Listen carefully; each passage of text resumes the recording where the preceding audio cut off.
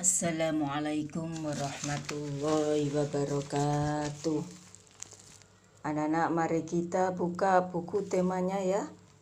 Tema 5 sub 1 pembelajaran 4-6. Mari kita belajar tentang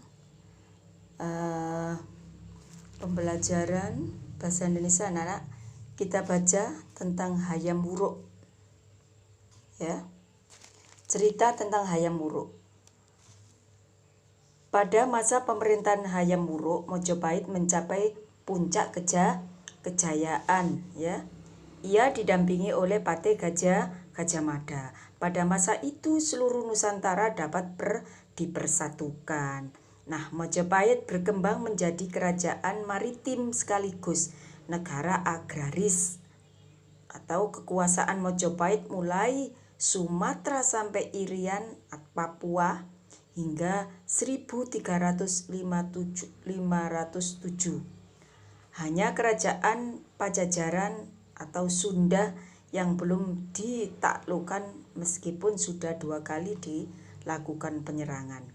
Nah, anak-anak, Gajah Mada merancang politik melalui perkawinan, namun usahanya gagal sehingga terjadi perang Bubat. Ya. Peristiwa itu bermula ketika Raja Hayam Wuruk meminang Dia Pitaloka untuk menjadi permaisuri atau istri. Ia adalah putri Sri Paduka Maharaja atau Raja Pajajaran. Pada hari yang sudah ditentukan, berangkatlah rombongan dari Pajajaran mengantarkan calon pengantin putri ke Jawa Tengah. Rombongan Pajajaran bertemu dengan pasukan Mojopahit di Bubat. Disinilah terjadi perselisihan faham. Nah, anak-anak, mari kita belajar tentang pelaksanaan sila keempat Pancasila ya. Sila keempat Pancasila menjelaskan bahwa kita harus memiliki perilaku yang baik dan melaksanakan musyawarah dalam berbagai. Nah, anak-anak, dalam pengamalan sila keempat dapat dilakukan di lingkungan keluarga, sekolah maupun masyarakat. Nah, contoh lingkungan keluarga. Apa saja kira-kira? Membagi tugas dengan anggota keluarga, melakukan musyawarah.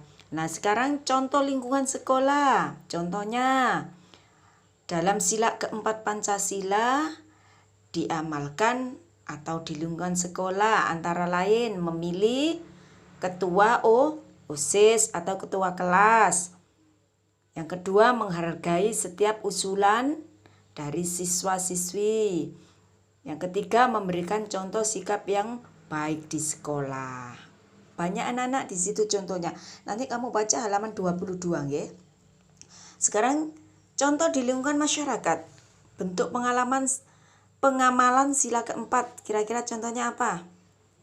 Menghadiri dan mengikuti undangan acara RT atau RW desa. Yang kedua, menyukseskan ya. Saya ulang, mensukseskan acara yang diadakan di lingkungan atau mengikuti kegiatan. Contohnya apa? Kegiatan apa? Kerja bakti ya. Atau membersihkan selokan-selokan ya. Itu adalah contoh pengamalan sila keempat yang ada di lingkungan masyarakat. Nah, anak-anak, selanjutnya dalam pembelajaran 5, mari kita belajar tentang sejarah Mojopahit ya. Atau Mahapati Gajah Mada, mohon maaf.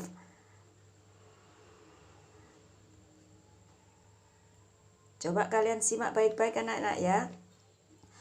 Mahapati Gajah Mada. Di akhir masa kerajaan Hindu-Buddha muncullah tokoh-tokoh yang membawa kejayaan kerajaan Mojopahit. Nah, kerajaan Mojopahit dikenal sebagai salah satu kerajaan terbesar di Nusantara. Karena Gajah Mada adalah seorang panglima perang dan tokoh yang sangat berpengaruh pada zaman kerajaan Mojopahit. Nah, anak-anak, dalam usia 9 tahun Gajah Mada, saya ulang, dalam usia 19 tahun Gajah Mada berhasil menyelamatkan rajanya, yaitu siapa? Prabu Jayanegara. Akibat kecakapan dari tahun 1319, ia diangkat sebagai patih di Kahuripan. Nah, 2 tahun kemudian diangkat sebagai patih di Kediri. Nah, pada tahun 1329 ya, patih Mojopahit yang bernama Aryo Tada menunjuk Gajah Mada untuk menggantikan dirinya. Gajah Mada menolak, menunjukkan itu karena ingin membuktikan pengabdiannya terlebih dahulu kepada kerajaan Mojopahit, yaitu menghentikan pemberontakan Keta dan Serding. Gajah Mada akhirnya diangkat sebagai patih Mojopahit pada tahun keberapa, anak? Pada tahun 1334. Gajah Mada diangkat sebagai apa, Nana? Sebagai patih. Nah, pada tahun 1336, Gajah Mada mengucapkan Sumpah Palapa, yaitu janji bahwa ia tidak akan memakan buah palapa sejenis rempah-rempah bila belum berhasil menguasai pulau-pulau di Nusantara. Nah, perjuangan Gajah Mada mencapai puncaknya pada zaman pemerintahan Prabu Hayam Wuruk. Pada tahun keberapa, Nana? Tahun 1350 sampai 1389. Pada masa itu Mojopahit mencapai keemasan atau kejayaan. Nah, dari kitab Nagara Kertagama dapat diketahui bahwa daerah kekuasaan Mojopahit hampir semua luasnya dengan wilayah Indonesia sekarang. Bahkan pengaruh kerajaan Mojopahit sampai ke negara tetangga. Itu adalah pembelajaran yang kelima. Nah, kali ini Nana, kita belajar pembelajaran yang keempat. Ya, kalian simak baik-baik.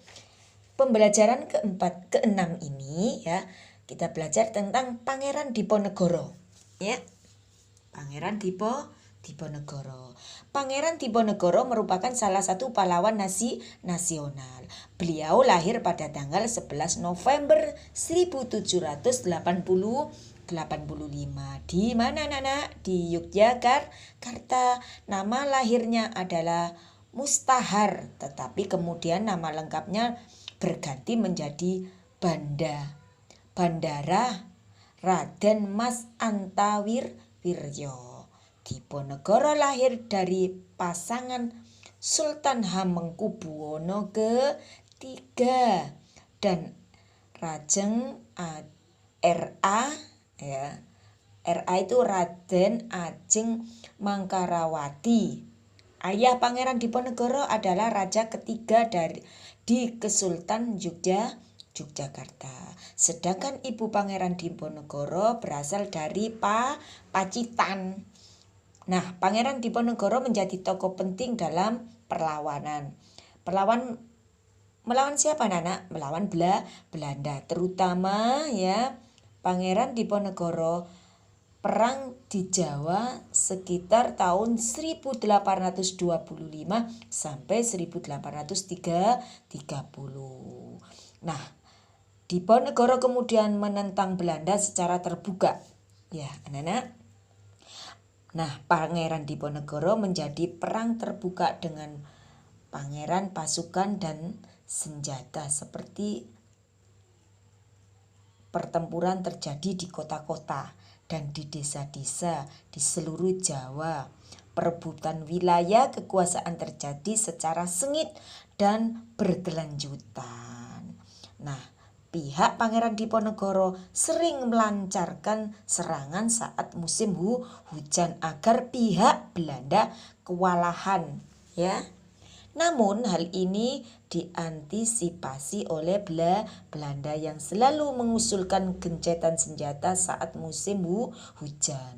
Belum lagi teknik mata-mata dan provokator yang sering dijalankan oleh Belanda. Nah, anak-anak, selanjutnya Pangeran Diponegoro kemudian akhirnya apa, Nana? Pangeran Diponegoro, ya, karena memang siasat Belanda itu sangat licik sekali, ya anak-anak.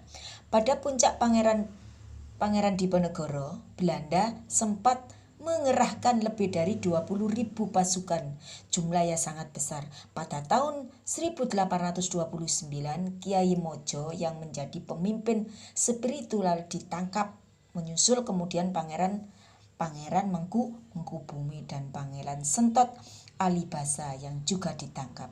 Akhirnya pada tanggal 27 Maret 1830, Pangeran Diponegoro, anak-anak, ya, disudutkan karena semuanya sudah dikepung oleh Belanda, oleh pasukan Belanda yang dipimpin oleh Jenderal de Kock. Diponegoro kemudian bersedia akhirnya menyerahkan anak-anak karena semua saudara-saudaranya tertangkap oleh Belanda. Pangeran Diponegoro menyerahkan diri dengan syarat sisa anggotanya dilepaskan. Ya, sampai segitunya anak-anak. Pangeran Diponegoro tidak mementingkan dirinya sendiri. Dia rela berkorban asal rakyat Indonesia sebagian sisanya dilepaskan. Pangeran Diponegoro lalu ditangkap dan diasingkan ke Manado. Beliau sempat dipindahkan ke Makassar hingga akhirnya Pangeran Diponegoro wafat di Benteng Rotterdam pada tanggal 8 Januari 1855. Perjuangan Pangeran Diponegoro adalah orang yang sangat gagah berani dalam menghadapi musuh. Nah, anak-anak, selanjutnya kita belajar tentang sikap kepahlawanan sesuai sila Pancasila. Nah, anak-anak, ya. Pada pelajaran sebelumnya kalian sudah mengetahui berbagai informasi dari Pangeran Diponegoro. Ya, tadi sudah dijelaskan sama Bu Umi, ya. Banyak nilai luhur perjuangan Pangeran Diponegoro yang sesuai dengan sila-sila Pancasila. Antara lain apa saja, anak-anak? Mengutamakan ketakwaan. Ya, tercermin dari ketaatan Pangeran Diponegoro melaksanakan perintah-perintah agama. Yang kedua, mengutamakan kemerdekaan, ya anak-anak. Lah, tercermin pada sikap dan perbuatan Pangeran Diponegoro yang anti penjajah, tidak takut, anak-anak, ya. Yang ketiga, mengutamakan kejujuran. Tercermin pada sifat perjuangan Pangeran Diponegoro yang anti kebatilan dan kejahatan. Tadi Pangeran Diponegoro tidak suka dengan orang yang berbuat badil, keji. Ya, dia pantang menyerah, ya. Itulah adalah pribadi Pangeran Diponegoro. Masih banyak anak-anak, nanti kamu baca juga halaman 28 tentang sikap kepahlawanan, ya, yang dicontohkan oleh Pangeran Diponegoro. Nah, sikap kepahlawanan tidak hanya dimiliki oleh seorang pahlawan, ya. Kita pun juga harus memiliki sikap kepahlawanan, ya. Ya, kita terapkan dalam keseharian. Contohnya apa, anak-anak? Contohnya membantu dengan ikhlas tanpa pamrih, itu adalah sikap kepahlawanan. Yang kedua, berani membela kebenaran dan keadilan. Yang ketiga, rela berkorban untuk kepentingan bangsa dan negara. Selanjutnya, memiliki jiwa pengabdian yang tinggi, ya anak-anak. Itu adalah sikap yang perlu kita tanamkan dalam kehidupan sehari-hari, ya. Ya, saya kira anak-anak pembelajaran tema 5, ya. Tema 5 subtema 1 pembelajaran 4 sampai 6 saya cukupkan sampai di sini, anak-anak, ya.